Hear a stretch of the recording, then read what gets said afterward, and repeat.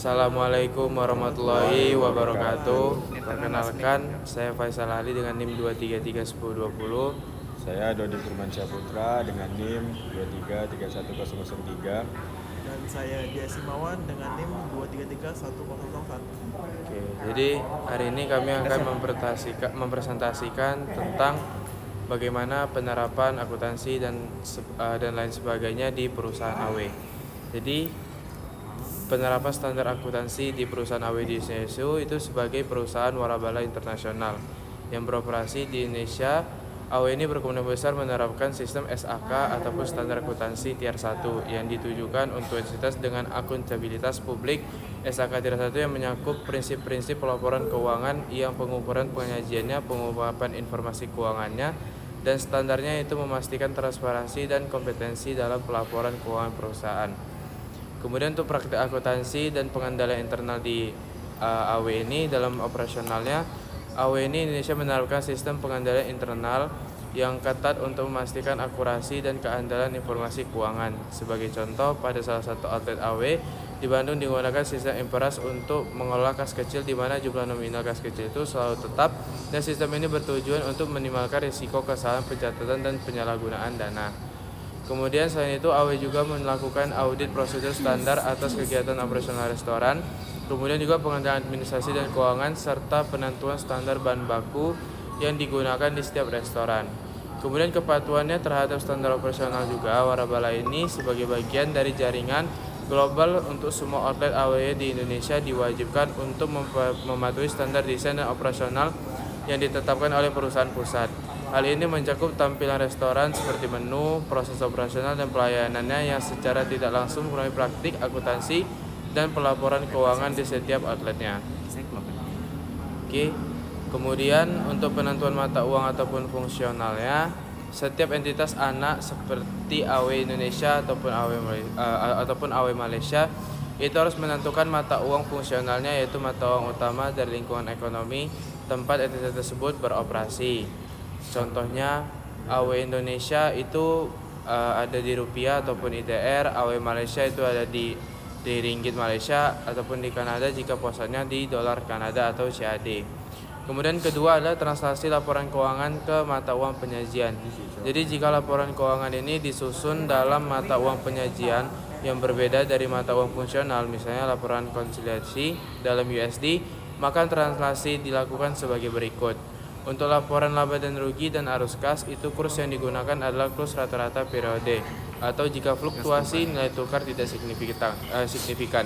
Kemudian untuk aset dan liabilitas, itu neraca yang menggunakan kurs penutupan ataupun kurs pada tanggal neraca. Dan untuk modal saham dan saldo laba awal, ditransaksi menggunakan kurs historis saat transaksi awal terjadi.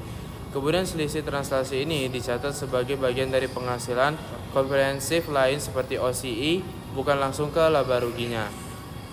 Contohnya di bagian ini resiko nilai tukar dalam bisnis internasional.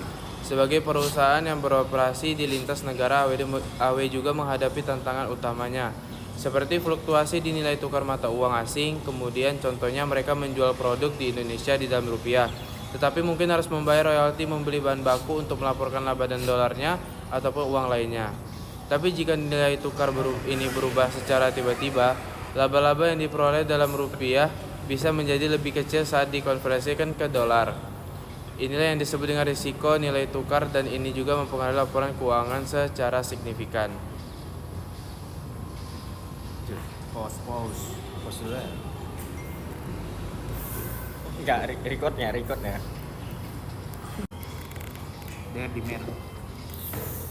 Selanjutnya yang kedua ada strategi manajemen risiko. Untuk meminimalkan dampak fluktuasi nilai tukar, AW bisa menggunakan strategi hedging. Salah satu instrumen yang umum digunakan adalah forward transaction. Terus ada selanjutnya, apa itu forward transaction? Forward transaction adalah kontrak yang memungkinkan perusahaan untuk mengunci nilai tukar tertentu di hari ini untuk transaksi yang akan dilakukan di masa depan. Misalnya, AW tahu bahwa mereka harus membayar $100.000 dalam 3 bulan ke depan. Jika saat ini 1 USD sama dengan Rp15.500, Mereka bisa membuat kontrak forward dengan bank untuk mengunci nilai tukar ini. Dengan begitu, meskipun kurs berubah menjadi 16.500 dalam 3 bulan, AW tetap bisa membeli dolar dengan kurs 15.500.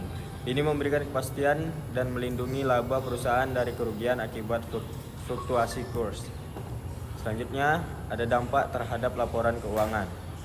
Dengan menggunakan forward transaction, AW bisa menjaga agar biaya operasional, margin laba, dan arus kas tetap stabil, terlepas dari perubahan kurs yang tidak menentu. Selain itu, strategi ini juga meningkatkan kredibilitas laporan keuangan di mata investor dan manajemen pusat penutup. Jadi, melalui manajemen risiko yang cerdas dan penggunaan instrumen hedging seperti forward transaction, AW dapat lebih fokus pada strategi bisnis tanpa harus khawatir akan gejolak nilai tukar.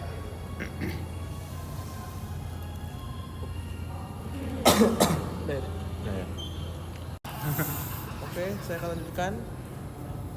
Yang ini ada peran teknologi dalam transparansi, akuntansi, dan pelaporan keuangan.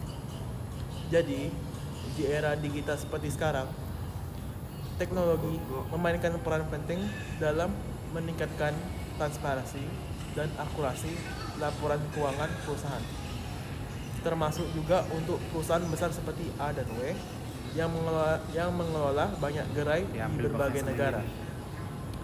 Berikut beberapa cara teknologi memperbaiki transparansi dan di akuntansi. Yang pertama ada penggunaan sistem ERP, yaitu Enterprise Resource Planning. Jadi AW ini bisa menggunakan sistem ERP seperti SAP atau Oracle Financials untuk mengintegrasikan semua data keuangan dari berbagai cabang dan negara dalam satu sistem. Jadi hasilnya laporan keuangan lebih real time, terstruktur, dan mudah diaudit. Selanjutnya ada kedua, yaitu penerapan blockchain dalam audit dan pelaporan. Jadi blockchain memungkinkan pencatatan transaksi secara otomatis dan tidak bisa dimanipulasi. Meski belum banyak digunakan secara luas, teknologi ini membuka jalan untuk audit yang lebih transparan dan efisien, terutama dalam pelacakan arus kas lintas negara. Selanjutnya ada software akuntansi otomatis dan cloud-based. Jadi, aplikasi seperti QuickBooks, Xero, atau Zoho Books memungkinkan pencatatan dan pelaporan yang langsung tersimpan di cloud. Keunggulannya adalah manajemen pusat AW dapat mengakses data keuangan dari seluruh dunia kapan saja dengan akses yang aman dan terenkripsi. Selanjutnya ada analitik dan dashboard interaktif. Dengan alat analitik seperti Power BI atau Tableau, data keuangan dapat divisualisasikan dalam bentuk grafik yang dinamis. Hal ini membantu manajemen melihat performa keuangan secara cepat dan mengambil keputusan berdasarkan data yang valid dan terkini. Oke, itu semua. Jadi kesimpulan saya, teknologi bukan hanya membuat operasional lebih efisien, tetapi juga meningkatkan kepercayaan terhadap laporan keuangan. Jadi bagi perusahaan global seperti AW ini adalah kunci untuk mempertahankan integritas bisnis dan kepercayaan investor di pasar internasional. Sebelum saya menutupi, pastikan video ini ada kredit yang konkret. Jadi sumber referensi kami yaitu pertama ada di Investopedia dengan judul What is a Forward Contract. Yang kedua adalah PYC Global dengan judul The Future of Financial Reporting, Technology and Transparency. Ketiga ada di Deloitte Insights dengan judul How Blockchain Will Affect Audit and Assurance. Keempat ada SIP.com dengan judul Benefits of ERP System in Multinational Corporation. Dan yang terakhir ada World Economic Forum dengan judulnya mereka Digital Transformation of Financial System. Mungkin ada yang salah tapi menurut saya itu sudah jelas. Oke. Sekian presentasi dari kelompok 1. Saya Faisal Ali dengan NIM 2331020. Saya Dodi Firmansyah Putra dengan NIM 2331003. Saya Dia Simawan dengan NIM 233-1001. Oke, mohon maaf apabila ada kesalahan kata, mohon maaf juga jika penjelasan kami masih agak kurang. Semoga teman-teman semua bisa mengerti apa yang kami jelasin. Bila taufiq wal hidayah, wassalamualaikum warahmatullahi wabarakatuh.